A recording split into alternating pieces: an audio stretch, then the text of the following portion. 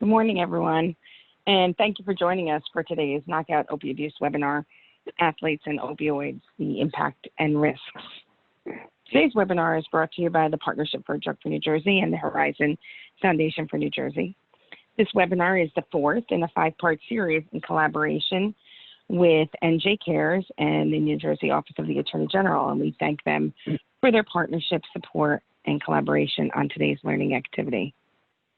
Horizon Blue Cross Blue Shield of New Jersey, through its philanthropic arm, the Horizon Foundation for New Jersey, has been collaborating with PDFNJ on the two-year Knock Out Opioid Abuse initiative to address the opiate epidemic through community outreach, prescriber education, parent education, and a statewide awareness campaign.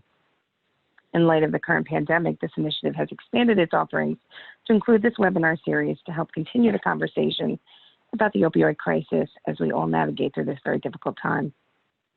To deliver some opening remarks on behalf of Horizon Blue Cross Blue Shield of New Jersey, I'd like to introduce Jonathan Pearson, the Executive Director of the Horizon Foundation for New Jersey. Welcome, Jonathan. Hey, good morning. Thank you, Angela. I hope everyone can hear me okay. It's my pleasure today to represent the company and provide some opening and welcoming remarks. I want to first by thanking everyone for participating today, and also thanking Ray Lucas for joining us and sharing his story, an important message. In addition, for Ray's ongoing support of the Knock Out Opioid Abuse initiative, this is Ray's second appearance with us. We held a special town hall with Rutgers University athletics and the student athletes several months ago. As Angela mentioned, Horizon Blue Cross Blue Shield of New Jersey is extremely proud of our collaboration and long-standing relationship with the Partnership for Drug-Free New Jersey, and we're really pleased to offer today's webinar.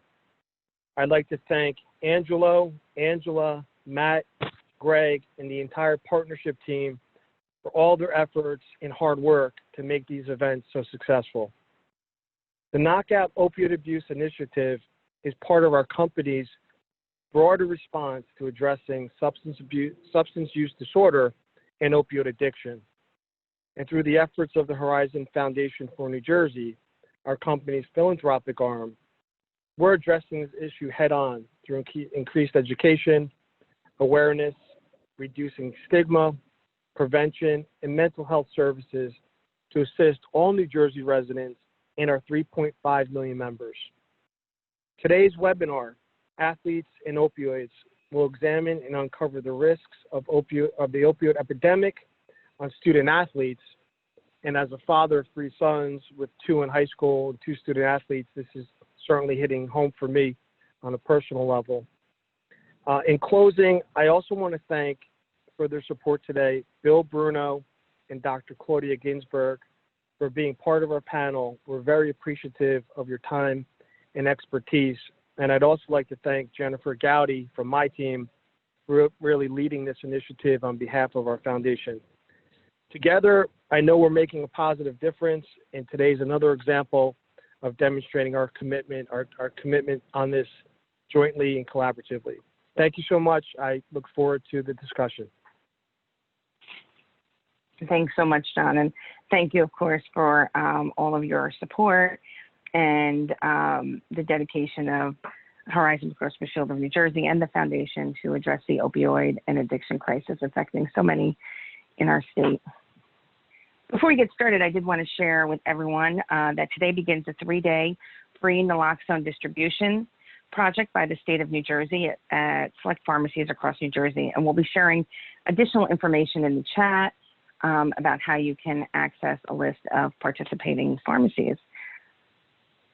So we have a really varied and expert panel of featured speakers for today's webinar, as John mentioned, and I'm so pleased to introduce them. We have Dr. Claudia Ginsberg, sports medicine specialist from Sports Medicine Center at Tri-County Orthopedics. We have Dr. Bill Bruno, Assistant Director of the New Jersey Interscholastic Athletic Association, and we have Ray Lucas, who is a former Rutgers and an NFL quarterback, joining us today. So I welcome and I thank you all for participating with us today.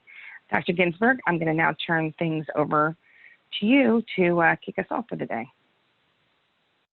Great, thank you. Good morning, everyone, and thank you for having me today to talk about opioids and athletes. Education is a critical part of fighting this opioid epidemic, and I'm happy to participate in that fight with you today. So I practiced sports medicine at Tri-County Orthopedics in Morristown, New Jersey for over 17 years. And that means that I take care of injured athletes every day in my office and often on the sidelines of many high school sporting events. And there's just no doubt that sports are a great way to keep kids active and healthy, while at the same time building self-esteem and social skills. However, sports are also a high-risk activity. Can you move to my next slide?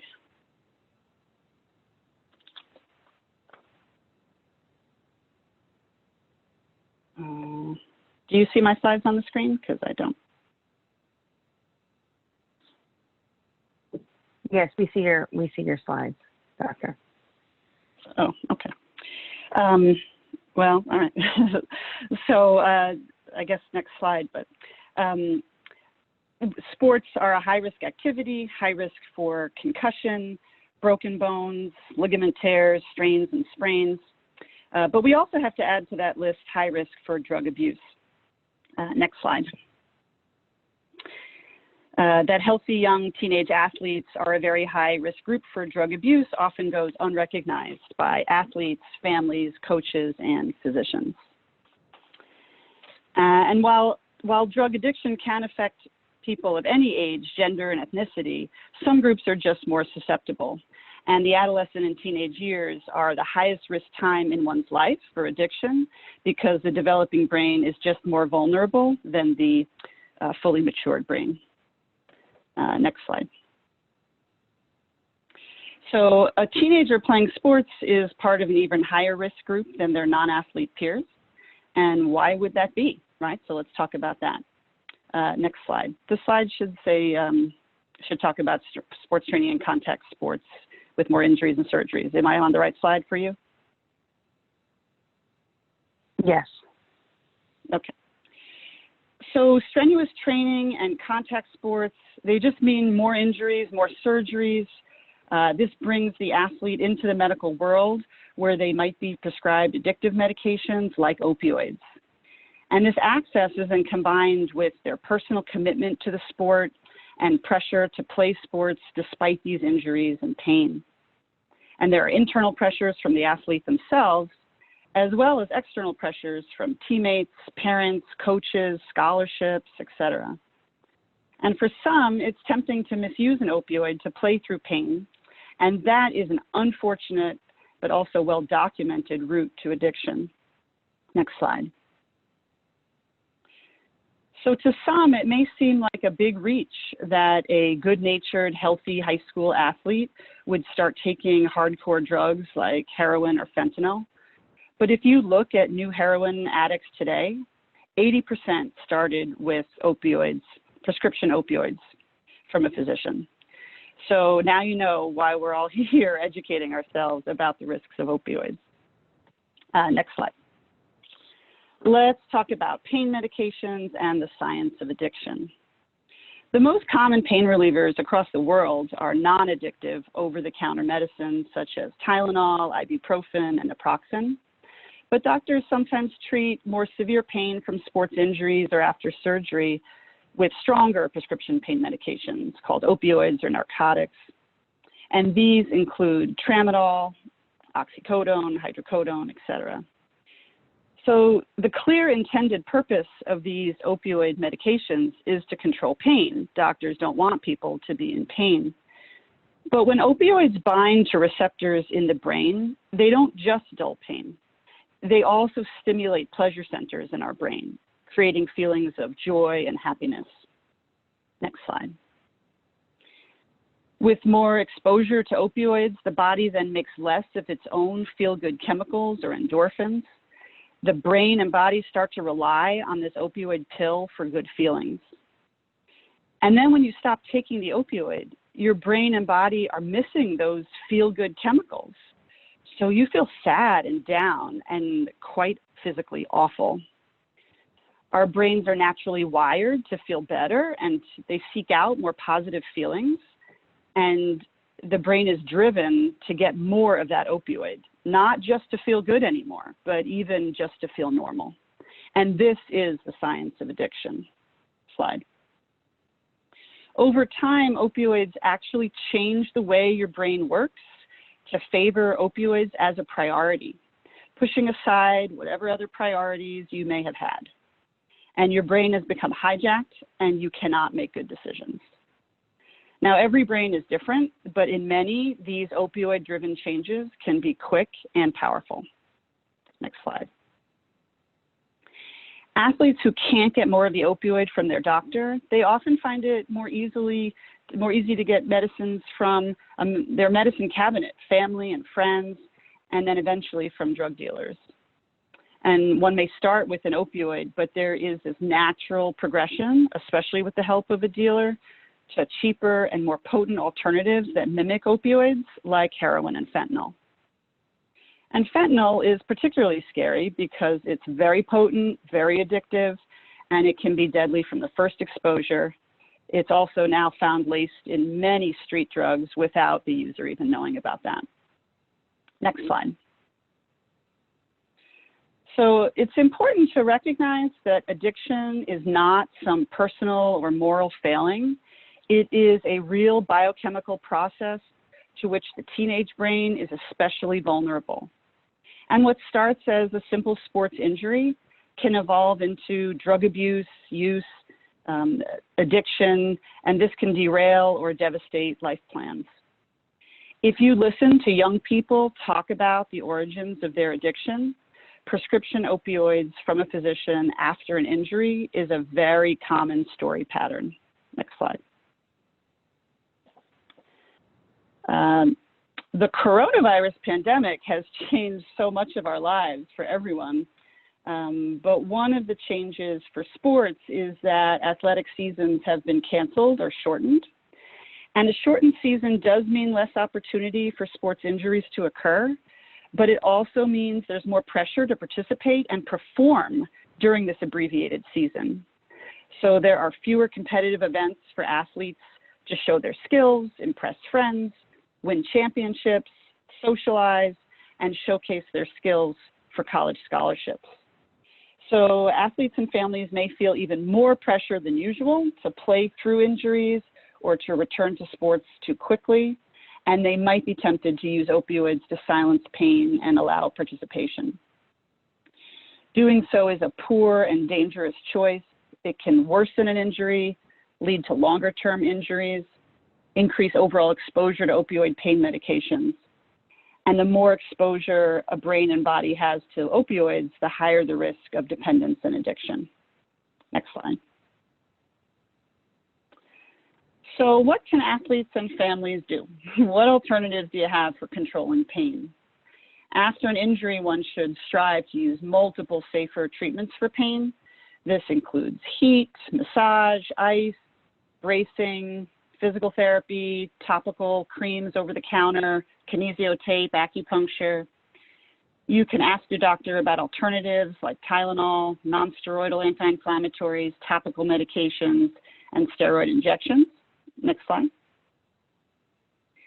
If you are prescribed an opioid, you can feel free to decline the prescription. Nothing says you have to take that prescription from your doctor, or you can ask for a partial fill once you get to the pharmacy.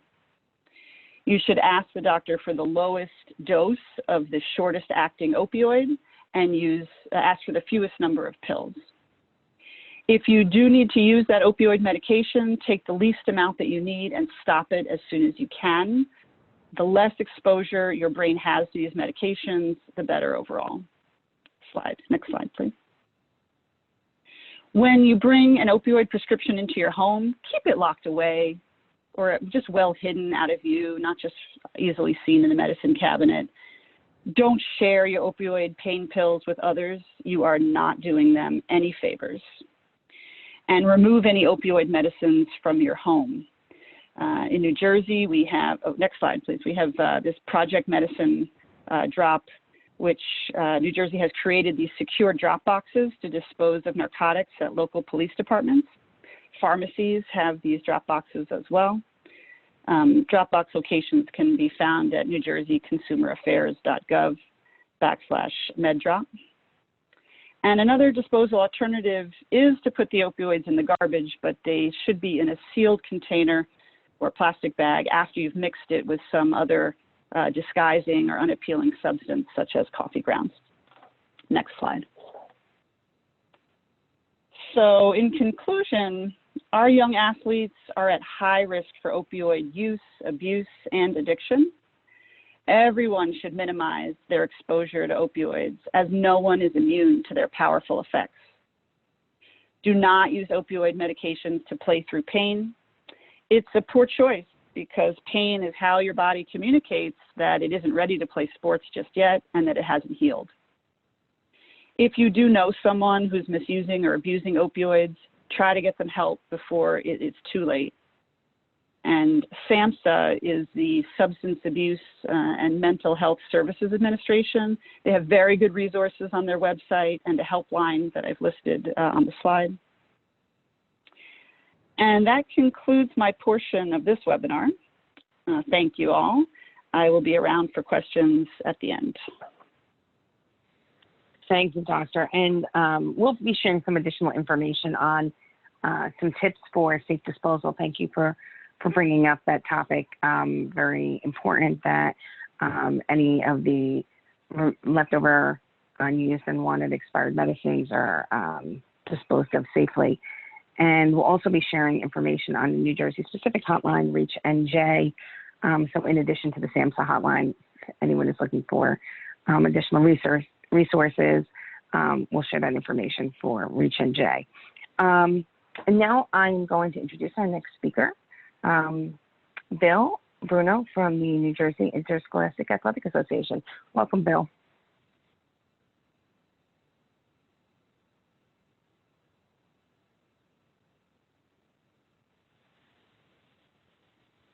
Bill, are you with us?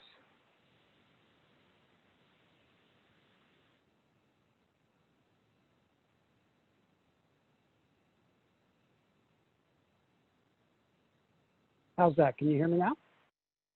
Hello? Yes, we can hear you now. Thanks, Bill. Okay, I'm sorry about that. So let me go back and say thank you once again for inviting me to this committee, and probably the newest member of it. Doctor, I want to say Dr. Ginsburg, that was very informative, so thank you very much for all that information. My involvement began actually this June. My predecessor, Mr. Larry White, who was our executive director, retired, and I was asked to become part of this, and I'm glad I did because we unfortunately in my family lost a dear loved one to opioid abuse, and I was fortunate to record an interview about 2 weeks ago with my niece about her husband's untimely death, and you can refer to that on a, I guess Angela will probably put it up eventually. It's about 15 minutes.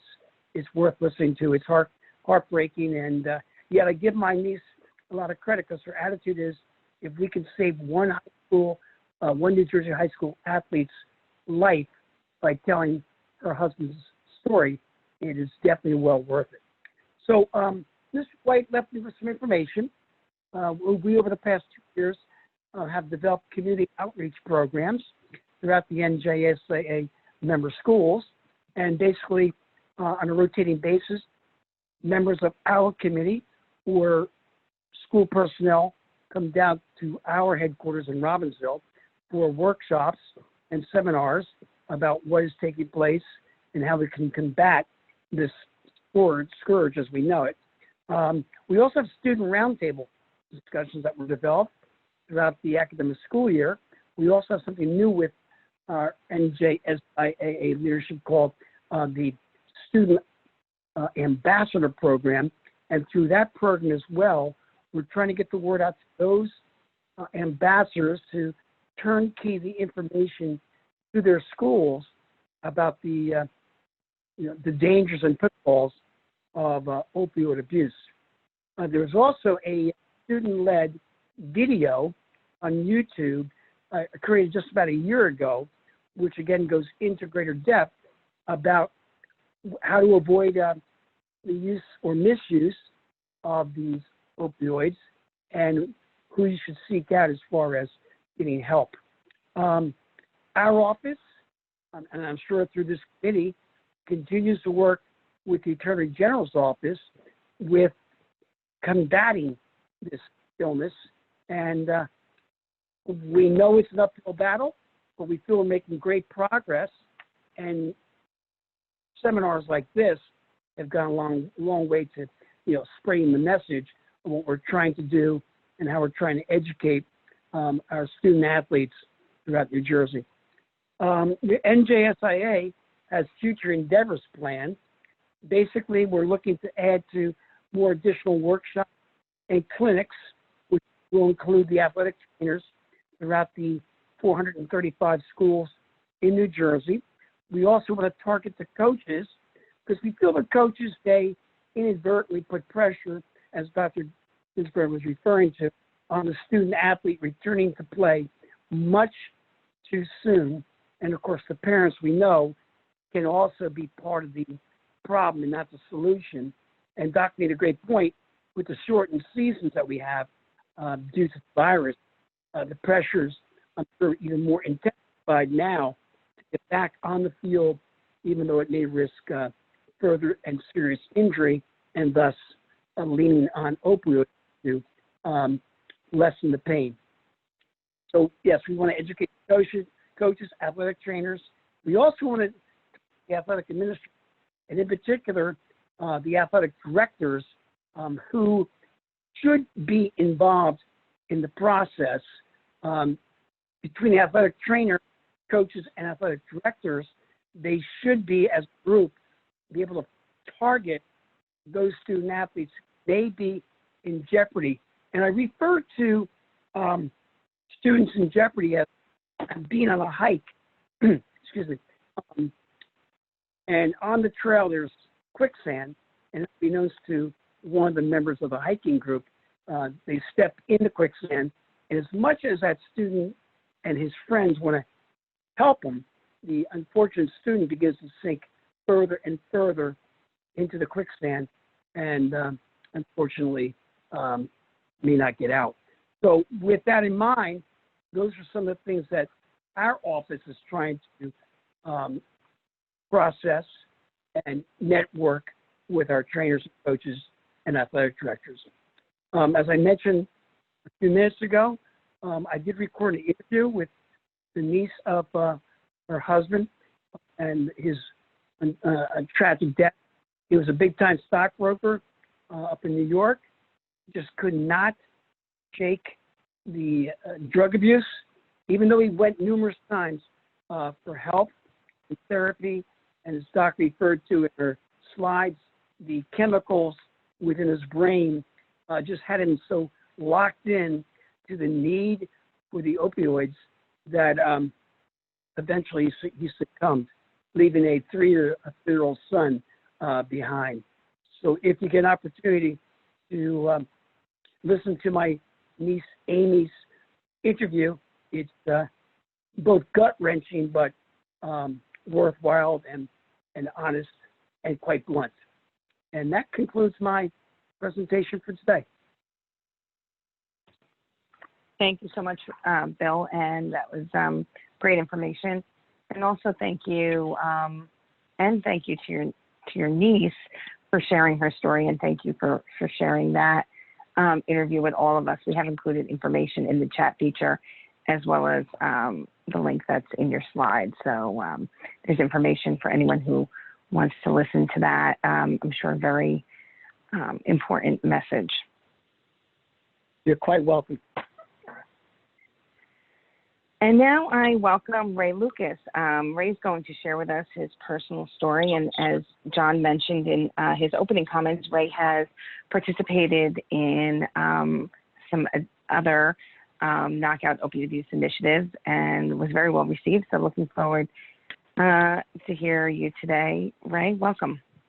Welcome. Thank you, Angela. So I'll dive right in because I have a kind of small window to get some of this information out to you. I am a New Jersey boy. I stand on, excuse me, my pride that I am from New Jersey. I'm a Hudson County boy, so I do have a little rough edge. And I do have a tendency to speak Jersey, which is curse words. So if anybody's offended, I do apologize early. I will try to keep it professional. I am a guy who was born in North New Jersey. I was raised in the greatest town in the world, which is Harrison, New Jersey, where I'm from. I was one of the elite athletes in New Jersey. When I came out of high school, I could have went and played any sport in just about anywhere in the country. I chose Rutgers because I am a Jersey boy, and why go to another state to make another state great? So I stayed home. I was not drafted out of Rutgers. I was a free agent, and I went to the New England Patriots, and I had a coach by the name of Bill Parcells, and his assistant was Bill Belichick. So when I got there at rookie camp, I remember the first thing Parcells said to me was, keep your mouth shut, keep your ears open, and watch what the vets do. So that's exactly what I did my rookie year, and I saw that there was a saying there that says, you can't make the team in the tub. Now, what that means is if you're in the training room, you're either one, going to be forgotten, or two, be cut, because you can't be in that room and be on the field at the same time. When I watched what the vets do, that's when I saw the first time that they took pills to be on practice. They took shots, Toradol shots, which we now know is probably not the best idea. When I played, it was the only way to get on the field. So in my career, which was 8 years, I did exactly what the vets do. At times, and I was at different places in my career, there is no doctor handing out medication, okay? It's the trainers handing out medication. And it doesn't really tell you what you're taking. You just take what they say. It'll say, take 2 reds at 10 o'clock, take 2 blues before you go to bed. When I left the NFL, I did have a serious back injury. So I was already taking pills and taking shots so I could stay on the field for as long as I possibly can. Now, as a football player, you cannot make it to the NFL with asking people for help. So when I was young, when I was growing up in Harrison, we were raised the tough way. If there was an obstacle in my past, there was 2 things that were going to happen. 1, I was going to run right through it, or 2, I was going to find a way around it. And I would accomplish my goal. I was never going to let anyone outwork me, and that was one of the reasons why I got there. But as you get to the NFL, you hear words like, are you hurt or are you injured? And you say to yourself, what the hell does that mean? Well, what it means is if you're hurt, you can play. If you're injured, you can't. So right off the bat, they test your manhood as a man, and they put you in a position where you say, of course I'm just hurt. And then that's how it starts, where you just do anything to stay on the field. When I left the NFL, I did not have an addiction. I had a high tolerance.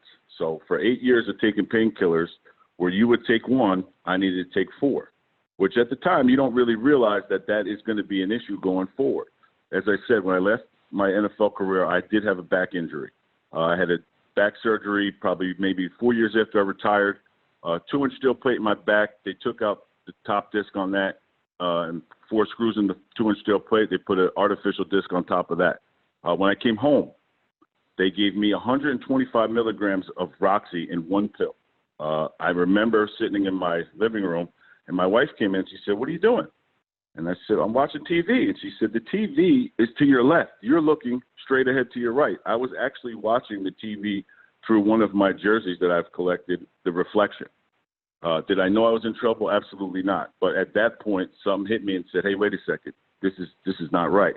So what I did was I stopped taking the medicine cold turkey right there on the floor. For the next 2 days, I had 3 sweatshirts on. I was laying on the floor. Felt like I was going to die. What I didn't know, I thought I had the flu, was I was going through withdrawal. My wife called my dad, of course, because I said if she called the ambulance, I was going to put her in it. And again, you know, this is the start of the downhill spiral that I came into. So got off the pills. I was good for a little while. My neck started bothering me. My neck was kind of later in the day, so we only get insurance from the NFL for 5 years. So anything that happens after that, you're on your own. So at the time, I couldn't get covered because with my existing injuries, my insurance payment would have been, I don't even know where it would have been. Like, I think it was $4,200 if I remember correctly. So I didn't really have insurance. And the last time I checked, I don't remember doctors doing IOUs for surgery. So what do? At that time, we're going back a while ago, they give you painkillers. Before I knew what was going on, I was taking 100 pills a month, then 600 pills a month, then 1,200 pills a month. And at my worst, I was taking 1,400 pills to 1,600 pills a month. Now, as Dr. Ginsburg said to you before, I took enough pills to kill probably half the people that are listening to this webinar right now in one day. The depression came in, anxiety came in, all these kinds of stuff. Now, I am telling you, at the time after I got my neck surgery, being an addict, okay? Now, here's the second part of this important part. An addict, for all you athletic directors, parents, whoever's listening, is the best liar. But the only problem is we're the best liar to ourselves. We don't fool anybody else, and that's one of the telltale signs. If you hear these lies and they're changing every day, there might be an issue, okay? I thought I was fooling everybody, and in actuality, I was fooling myself. I remember after my neck surgery, which they put a 4-inch steel plate with 8 screws in, I came home and I was only taking 100 pills. So I went from 1,600 to 100.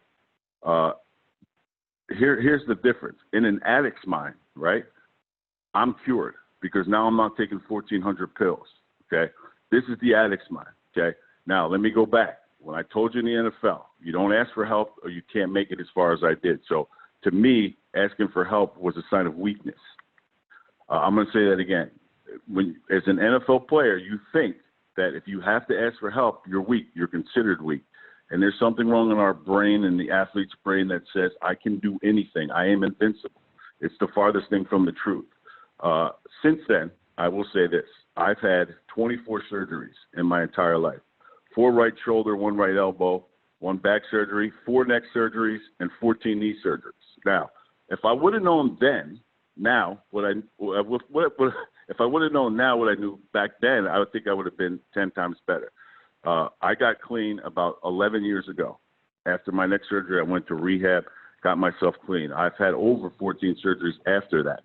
I have never taken 1 friggin' pill.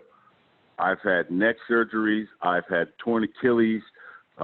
My doctors now, they know my history, and there's blocks that could be put in, okay? If you get past the 24 to 48-hour period, which is the worst time for the pain, after that, it's manageable. Now, I know you're saying, Ray, you're out of your friggin' mind. How could it be manageable? Well, I am different. I'm not going to lie to you. I do have a high tolerance for pain. But with blocks, you get past that 48 hours, and the pain is treatable with, like Dr. Ginsburg said, stuff that is not addictive to you. Advil, and listen, I don't take anything. Okay, nothing, because I am afraid. I am not afraid of guns. I'm not afraid. I've been stabbed. I've been a lot of things in my life. The only thing that I'm afraid of is a little white pill, because I know if I take one, I will never come back. The second part of this issue is talk. Okay, we have a hard time, athletes, asking that or talking to someone. Right? If you think there's something going on, ask. Don't ever leave any stone unturned, because what's the worst thing that could happen if you ask an athlete, hey, what is going on? He might lie to you. Yeah, of course he might lie to you, but I would hope that you guys know the people that you're dealing with and that you could tell, okay, hold on, let me get his parents involved.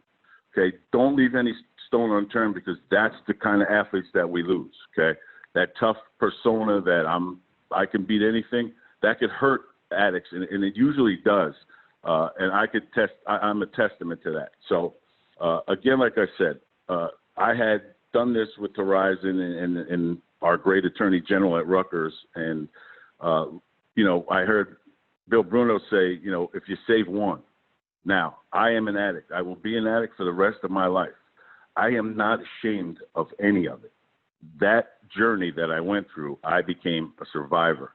So I tell my story without shame, without thinking, damn, like they're going to know your personal history. They're going to think you're something else. I'm going to tell you right now, opioids changed the face of addiction. And the reason why is because when I grew up, you saw the guys on the street corner asking for change. You thought they were the drug addicts. And you heard Bill Bruno say, it's stockbrokers, it's retired NFL players, it's doctors, it's lawyers. It doesn't care race, religion, or creed.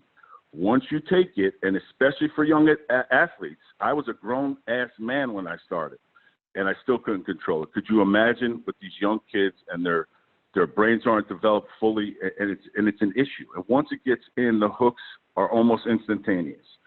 So I would definitely tell you guys this. Do not be afraid to ask for help, and it's not weakness. It's actually called courage. I had the courage to say I had a problem, and I went to get the help. Now, faculty, everybody who's listening, sometimes, okay, the first time, 88% of the people that go to rehab relapse. I wasn't part of that 88%, but it will happen. I know friends of mine that it happened to. I've lost friends that are in the grave right now. But don't give up on anybody. Don't ever give up on anybody. As long as somebody is there, and I had my wife and kids as support, I came out the other side. So if you have a story, share the story. I look at it this way. I received a gift from God of sobriety, and if I don't give it back, if I don't tell my story, it's a sin. So please, anybody out there that has a story that some of these kids can see or relate to, tell it. Do not be ashamed, okay? Never be ashamed, because you could save somebody's life. That's my quick 12-minute view of my life, basically, and of my opioid addiction. And again, like I said, guys, I am a survivor. Do not be ashamed. And if you save one, we did our job. So thank you, guys. Thank you so much, Ray. I think your point about being able to share a story is so important. And we know it helps to share a message of hope, but also helps to eliminate the stigma surrounding substance use disorder and addiction. We have some New Jersey residents who have shared their stories as part of this initiative, Knock Out Opioid Abuse, drugfreenj.org/stories. That's where the story that Bill spoke about is featured, as well as other residents across the state. And we invite all of you to share a story with us as well, so we can continue to share those messages, as Ray said. So thank you so much, Ray. Appreciate that. We're going to move into some questions. I think, Bill, we're probably going to kick off with you. Could you give us just a little bit of an overview on what the New Jersey Interscholastic Athletic Association is doing, and the SOAP initiative, and what that means for parents and student athletes in the state? Can you hear me, Angela? Are you on? Yes, I can hear you. Okay, great. So we are just trying to target our student population, and in particular athletes, because as Doc mentioned earlier, they seem to be at higher risk due to the fact that they're prescribed painkillers or what have you. So that's our target audience, the parents and the student athletes. As I mentioned earlier, we're going to continue to do outreach programs, hopefully develop more of these type of seminars, and to get the word out that this SOAP group is conscientious and aware that we want to succeed, but obviously we need the support of a lot of stakeholders, including the parents and the student athletes. So that's really our focus for the next school year, trying to continue to educate our student athletes by way of our trainers, coaches, athletic administrators, and of course the parent target. Great, thanks. Thanks so much for sharing that information. And Doctor, I'm going to turn to you now. We had a question that said, Doctor, sometimes I work with clients who've been taking opioids for some time and feel like it takes some time to get the benefits of exercise and physical activity. Any experience in dealing with this situation, and do you instruct them to try to wean off to get less dependent? Well, hi, Dr. Ginsberg here. Well, if someone is taking opioids, even if it's, through a doctor for a particular problem, it's still a stress on the system. And I think that the patient should always try to be weaning down to take as little as possible. And they may not have the energy for exercise if they're on a too high a dose, or if they're addicted. So I guess I'm not entirely sure of your question, but yes, always trying to take the least amount that anyone needs, and to recognize that that is a stress on one's system, and it may be harder to get the benefits of exercise or be motivated to exercise because for some patients, it does make them tired, and it can also act as a depressant. Okay, thank you. And this next question, I think, can go across the board. I think, Bill, we'll start with you, but I welcome Dr. Ginsberg and Ray to also comment on it.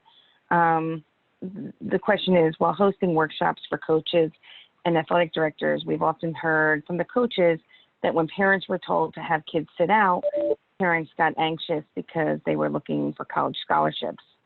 Parents would like them to get painkillers for their kids so they continue playing. Does this sound true? Can you inform us so that we can help to educate parents?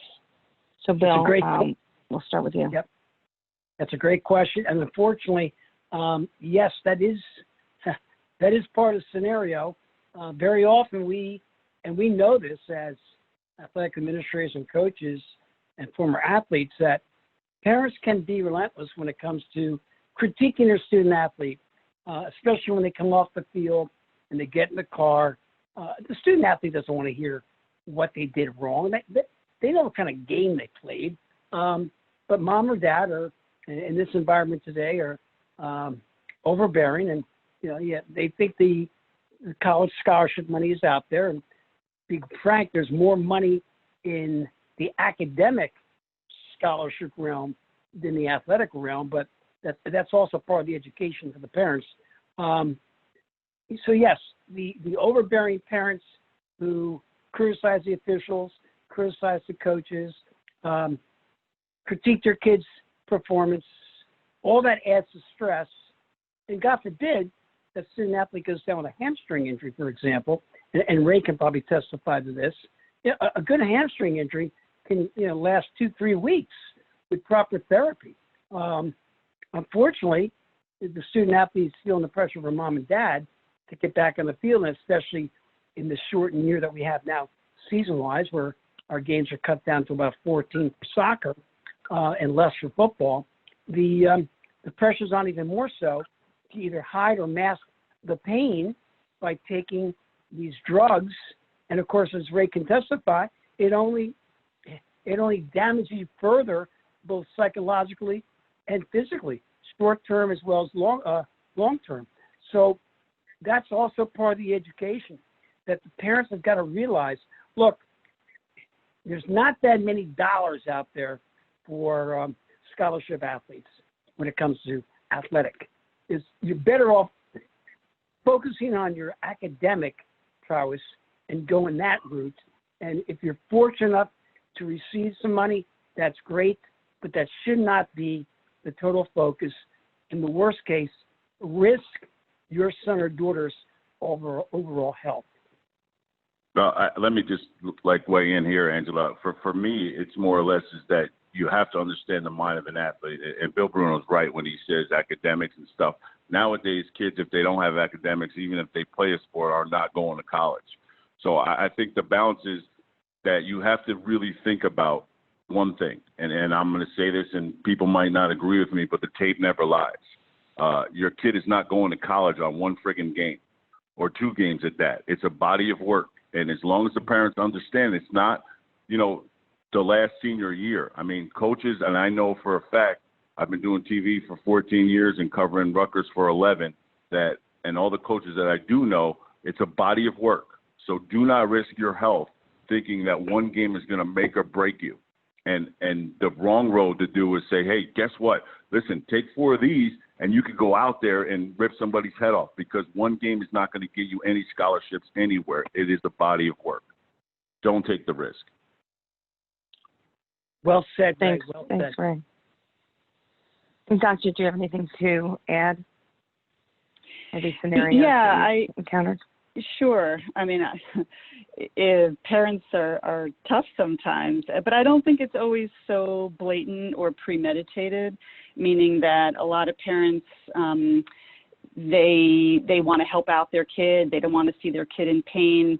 They might not necessarily ask for the opioid to return to play, but they may realize once they see what the effect has been on their child that all of a sudden, oh, actually, they go to physical therapy. They do so much more while they're able to, when they take a medicine and then they're able to go to PT, and they see that improvement. And then all of a sudden they start going down the road of thinking maybe that's a route to getting them back to play. So I don't know that they always come into the office saying we need opioids to play, but more that they have the opioids and they see it as a route to their goal. You know what, Dr. Ginsburg, I'm sorry again, Angela, to jump in, but As a father with 3 daughters, I do know that, you know, I'm going to be in pain for the rest of my life. Every single day I wake up, I'm in pain. And I know it's excruciatingly hard for my kids and my wife to see me in pain and not being able to do anything. But some of my daughters had some knee injuries. My youngest daughter, who's at Pace right now, in basketball season, she had a concussion, and she couldn't play in a state game. And I remember myself, if that was me, I would have told my parents, no, I'm not going to play. I would have hid my uniform in my backpack. I would have went to the game, and when they got there, they would have saw me on the court, no matter what any doctor said. So I think it's more of educating the parents that they're, you know, it's the love of the game. So we don't care what is at risk. You know, when they hurt my back, they said you could do 2 things: get surgery and never play again, or play, but you risk getting paralyzed. You know what my answer was? And I would have said it twice on Sunday. Let's go with number 2. I don't care if I get paralyzed, because in my mind, if I would have got paralyzed while I was playing, I could live with that. You see what I'm saying? So it's not just the parents. I think it's a conglomerate of everything. I think doctors are now more aware, like Dr. Ginsburg said, that they have to be weary of giving this medicine. And you know, sometimes, I mean, I remember going to the dentist's office, getting a root canal, I got 30 Vicodin. I mean, it was that kind of craziness back then. But I think doctors now are giving less medication, like 2 weeks instead of the month medication. And the parents have to be involved. But Dr. Ginsburg's right. Most of the time, I don't know if it's the parents. Like, as a father, I don't want to see my kid in pain. I don't think that they're animals. And if they need that medication, I'm just going to make sure I'm aware of exactly when they take it and how much they're taking. No, thanks, Ray. And you're right. There have been so many changes for safer prescribing, including information that's required at the time that an opiate is prescribed about the potential for dependency and addiction, as well as alternatives and a 5-day limit on the initial prescription. So really a lot of changes in the right direction on that, and that's great for those of us who are receiving these prescriptions. But doctor, can you talk a little bit about the prescribing of opioids? I know you mentioned some alternatives in your slides, but what if a student athlete is prescribed an opioid pain medication? What is the responsibility of the doctor to clear them to play? Well, I guess the first part of that is that doctors have been much better educated in the last few years about the side effects and the potential for abuse of these medications. So there's a lot more continuing medical education, and especially knowing about the laws in New Jersey that say that you can only prescribe a 5-day supply. You have to check there's a special website for doctors where you can see if patients have received prescriptions for other opioids from other doctors within the last year. You have to check that site really by law in order to dispense a prescription for an opioid. And then you can only give a 5-day supply. And then I think you have to talk to the patient on the phone or see them back in the office if they need more thereafter that for the second and the third prescription. And if beyond that, you have to have a pain contract with the patient that talks about, that they actually sign, that talks about long-term use. So if you're talking about long-term use, that is really tightly regulated now and really is only going to go through pain management specialists. Most of the time, it's these shorter prescriptions that are given for acute injuries or right after surgery, and doctors are not reissuing those medicines the way that they used to. So they don't just blanketly give 30 pills anymore, and they don't just blanketly refill just because a patient calls and says, I'd like a refill. As far as playing, if a patient is still needing pain medications, then they're not playing. As far as my practice goes, a patient who needs an opioid to play, there's a bigger issue there, especially at the level of a high schooler. Does that answer your question? Great. Yeah, no, it does. And I know that a part of the SOAP initiative that Bill referenced earlier educates parents about some of these things that we've discussed, just about the different prescriptions and the different laws of prescribing, as well as, the concerns that kind of Ray brought up about how to put that, injury first before worrying about other things. So thanks for sharing that. Again, just to go back to some alternatives that you referenced, specifically we had a question about mindfulness. Is that a strategy that you use? Anything that you know about that you can share about mindfulness as an alternative treatment for pain for student athletes? Yeah. So I think everyone is more open-minded now about sort of different types of treatments, whether it's acupuncture or dry needling or Graston techniques, which is like a certain type of roughing up the soft tissues. There's a lot of sort of more open-mindedness than there used to about different types of alternative treatments for pain. CBD oils. I have so many patients asking me about CBD recently. So yeah, there are a lot of them, and I think those should really be our first line. And I think doctors are more likely to talk about some of those alternatives now than they used to be. There's great apps for mindfulness and for meditation that I have often sent my patients to. Headspace and Breathe and things like that. Calm is another one. So these can be used. I have found that the young people, they kind of poo-poo that, right? So you get more buy-in from older patients, in 20s, 30s. But when you're talking about athletes, student athletes in particular, I don't know that you always get so much buy-in from meditation in particular. It's been my experience. All right, thank you so much. And I think this is another question we can bring to the entire panel, but Ray, I'm going to start with you because you touched on it a bit before. So the question is, it's really a two-part question. First, how can we help athletes who are suffering mentally and emotionally from injuries and missing out on playing? And do you think there's a difference between the male athletes and the female athletes in that space of being injured and having an emotional or mental response to it? But to be honest with you, if you would have asked me this before I had 3 daughters, I would have said it's definitely different in the male than it is in the female, but I know for a fact that it isn't.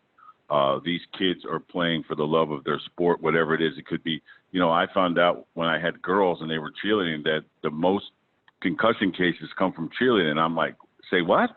I played football. I banged helmets. Like, these girls are falling off pyramids from high heights or getting thrown up in the air, and they get more concussions. And like I said before, there is no difference, okay? The kids are playing for the love of their sport, which they are willing to do anything to win. And that is the part of, high school sports. You want to win. You know what I mean? There's a pride in that.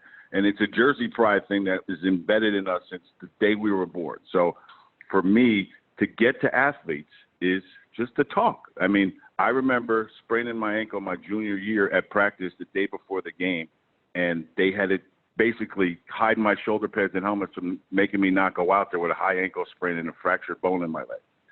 I remember sitting inside the locker room and one of my centers came in and I was hysterical crying. And he said, listen, what are you upset about? You have to trust the people around you. Remember, we're a family, right? So to me, I think the way you reach athletes is remember that there's no I in team. And I know that sounds corny to a lot of freaking people, but in reality, it is a family sport. You know what I mean? You have a family. It's your home away from home. So for me to reach athletes, and even when I've coached my daughter in basketball, I always made it about everyone else. Like, you have to be out there. You have to support them. Even in my NFL career, Vinny Testaverde goes down with his torn Achilles. I wasn't even dressed for that game, and I remember telling Parcells, I'm leaving. I'm not staying here. So we got into a huge argument because I was being a stubborn Jersey boy, and I said, if I'm not dressed, I'm not standing on the sideline. I thought it would be embarrassing to my family that came to watch me play. And Vinny said to me, I need you out there. I need you to be my eyes and see what I don't see. And that reached me at a level that I will never forget. And I've used that example to this day with kids that are hurt and that want to play. And I said, listen, it's not about you. We need you for the end. Or reach them on a level that you get to their level. You know what I'm saying? Just preaching to them sometimes is not going to work because we are stubborn. We are athletes, and that comes with the territory. No, that's great. And just while you were speaking, a question popped in. Would you say that middle school is too early for middle school athletes to have these conversations, or what would you recommend, Ray? You know, Angela, I have to be honest with you. In the sport that I played and at the level I played it at, I get this question all the time. If you had a son, would you let him play football in Pop Warner? The answer is yes. They are making the game safer. For me, like I said, a lot of stuff that I've learned in football, the discipline, the teamwork, the one goal, you know, and Parcells said it best, one die, all die. I use that stuff in my everyday job now. I would not take somebody out because they get hurt. You can get hurt walking across a friggin' street. For me, I think that the games are safer. You could see it in the NFL with the kickoffs and stuff like that. It's safer, right? But you have to be aware. My number one thing to parents about having their kids play when they're that young, know who's coaching your kids. Make sure that you know who's coaching your kids. That's the most important thing. That's how you protect your kids. You can't have, and listen, just like everything else in this world, sometimes people slip through the cracks and they're sending the wrong message. Know who coaches your kids. That's a great point, Ray. I have 4 boys, and you're right. It comes down to who's coaching, and they're teaching proper tackling techniques and what have you, even at the youth level. Exactly, Bill. Yep. That's when they get taught the game of how to play it, right? That's when you want your kids to understand the meaning of every single sport that they play.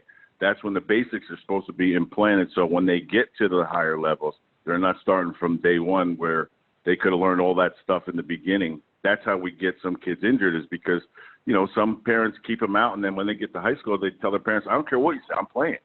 Now they're starting from where they could have learned some proper stuff. And I'm not saying you can't have your kids hold them out. That's not what I'm saying. With my kids, if I had a son and he wanted to play Pop Warner, the answer was yes, Angela. No, that's great. Thanks, Ray. And Bill, anything additional you want to add to that? No, I think Ray hit the nail on the head. It starts with the coaching at the youth level. You know, my sons were football, lacrosse, and wrestling, and the one sport that got me concerned wasn't so much football. It was the wrestling at the youth level, which I know now is much better as far as instruction. But, you know, the wrong hold, the wrong move, you know, the young kids can get seriously injured if that coach is not keeping up to date, abreast of the latest safety measures and techniques, especially in wrestling. I agree with Ray. The NFL, in their partnership with the local youth sports, has done a tremendous job of educating the coaches to teach proper technique. And as Ray mentioned, it's not about winning at that level. It's about learning the skill and the technique, so you're ready to move on to high school, and if you're fortunate like Ray was, on to college and beyond. So that's pretty much my spiel as far as what should be going on, and for the most part is taking place now. No, that's great. And so, Dr. Ginsburg, I think we'll just end with you. What what type of advice would you give to our attendees today to help athletes who are suffering mentally and emotionally from injuries and missing out on playing? Yeah, I think the emotional support is really key. So that athletes, now they're isolated from their teams, they're at home, maybe they're hearing about the great things their friends or other players on their team are doing, and it can be really depressing to have an injury. Sometimes they have multiple injuries that take them out for, the second year. They had an injury last year, and now they have another injury this year, and to work so hard for something and then not be able to play, whether it's at the beginning, middle, or end of a season, is devastating, because that sometimes is their whole world. We may have other things going on in our lives, right? We have work, we have friends, we have family, this, that, and the other. But for a lot of these students, that is their world. Their friends and their sport is what they've got. And then that is taken away. We need to be on the lookout for depression, anxiety. And that starts, I think, with the parents, looking for it, seeing it, knowing what your kids are doing, who they're talking to, providing them outlets. If they're not big talkers, then you have to broach the subject or get them counseling. Ask the AD or the coach or the athletic trainer to reach out. It's so easy these days to send a text, to send an email. There's There's a lot of opportunity to connect with players that are struggling and hurting both emotionally and physically. Great, thanks so much. And thank you to all of our panelists. I know we've come to the end of our time. So there was one last thing I wanted to address. Oh, There's sure. Go ahead. Sorry, there was a question that talked about tramadol and toradol. Those two words sound the same, but those are very different medicines. Toradol is an anti-inflammatory that is injected often in emergency rooms for acute pain. Or in that is NFL an locker anti-inflammatory. rooms, Dr. Ginsburg. Yep, Or in NFL locker rooms to go to practice. Yep. I'm sorry. Yeah. Go ahead. That's all right. But that is different than tramadol. Tramadol is an opioid. Granted, it's a lower potency opioid compared to Percocet or Vicodin, something like that. But yes, so tramadol is an opioid. It's a pill often prescribed as an alternative to oxycodone or Vicodin, things like that. So I just wanted to make that clarification. Hey, Dr. Ginsburg, could I just ask one question? Tramadol is also an addictive drug, correct? Yes. It's a lower dose opioid, but it is an opioid, and it does have room for addiction and abuse. Yes, sure. I just don't want anybody to get confused. Like, it's lower than, it doesn't make a difference. It's still an opioid. Yes. That's true. That's true, Ray. And dependency can begin within 3 to 5 days. Yep. So it's so Indeed. important. It's so important that that we share information about the potential for dependency and addiction of opioids. And one way that all of you can help do that is by participating in Knock Out Opioid Abuse Day. Governor Murphy has declared October 6th Knock Out Opioid Abuse Day in the state of New Jersey. And so I invite you all to participate. It's going to be a virtual event this year. So share a message in your community, share a message with the prescribers, the doctors, dentists, nurses in your community about safer prescribing, about the crisis that we're in New Jersey, about ways to identify, how to get help, and how to prevent and educate our children. Once again, I want to thank all of our panelists for sharing their expertise today. I think this was a really great conversation. I want to thank Horizon and the NJ Cares team and all of the participants on today for joining this conversation to knock out opioid abuse and to address addiction in our communities in our state. Information on upcoming webinars and resources, as well as a copy of this presentation, will be available at knockoutopioidabuse.drugfreenj.org. That's also where you'll find the recording of Bill's niece, as well as other stories of New Jersey residents sharing their own personal story of how they were impacted by the opioid crisis. We'll be following up with each of you for a brief survey. I believe that's going to be popping up on your screen right now. And you can complete that now. And also, I appreciate it if you could fill that out if you receive it in your email as well. Again, I thank you all for participating with us. I thank our panelists. I thank you for your committing to be a part of the solution to New Jersey's opioid crisis. And on behalf of Horizon Blue Cross Blue Shield of New Jersey, the New Jersey Office of the Attorney General, NJ Cares, and the Partnership for a Drug-Free New Jersey, we all wish you continued good health. Have a good afternoon, everyone, and be well.